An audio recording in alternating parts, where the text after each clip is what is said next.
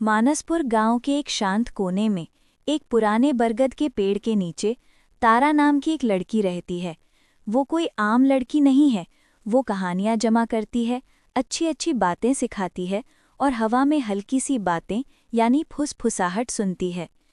तारा के पास एक बहुत ही खास यानी अलग किताब है। सूरज की रोशनी में इसके पन्ने थोड़े थोड़े चमकते हैं और जब इसे खोलते हैं तो इसमें से भगवद गीता की आवाज़ आती है। लेकिन ये कोई धूल भरी पुरानी किताब नहीं है। इसमें आरव, मीरा और बाकी बच्चों की नई कहानियां हैं जो आज भी वही सवाल पूछते हैं, अगर मैं फेल हो गया या गई तो क्या होगा? मुझे क्यों लगता है कि मैं अकेला हूँ या सबसे अलग हूँ? जब मुझे डर लगता है तो मैं हिम्मत यानी साहस कैसे ढूंढूं?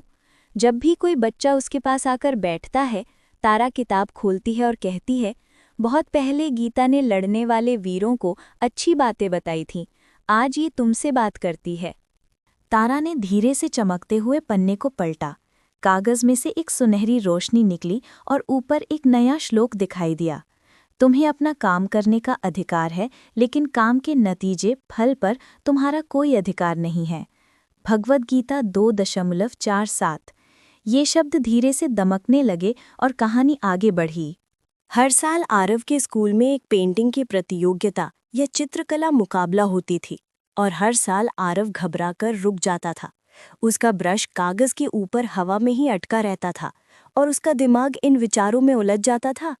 अगर मैं गड़बड़ कर दी तो क्या होगा? अगर मैं जीत नहीं पाया तो क्या होगा?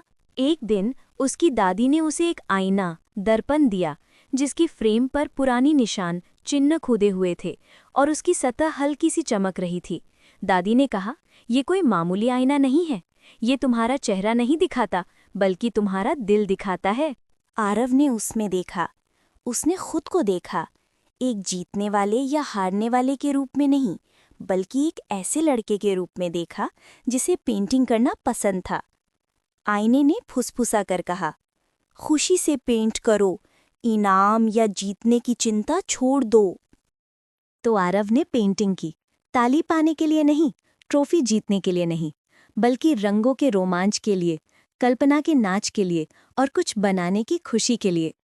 उसकी पेंटिंग ने पहला इनाम, प्रथम स्थान नहीं जीता, लेकिन इसने उससे भी गहरी चीज़ें जीतीं। एक छोटे बच्चे की मुस्कान, अपनी टीचर की एक सहमति भरी नज़र और अपने ही दिल में एक शांत गर्व यानी अभिमान। तारा ने पन्ना बंद किया और अपने आसपास बैठे बच्चों को देखकर मुस्कुराई। गीता हमें सिखाती है, अपना सबसे अच्छा काम करो और बाकी सब छोड़ दो। जादू इसी तरह शुरू होता है,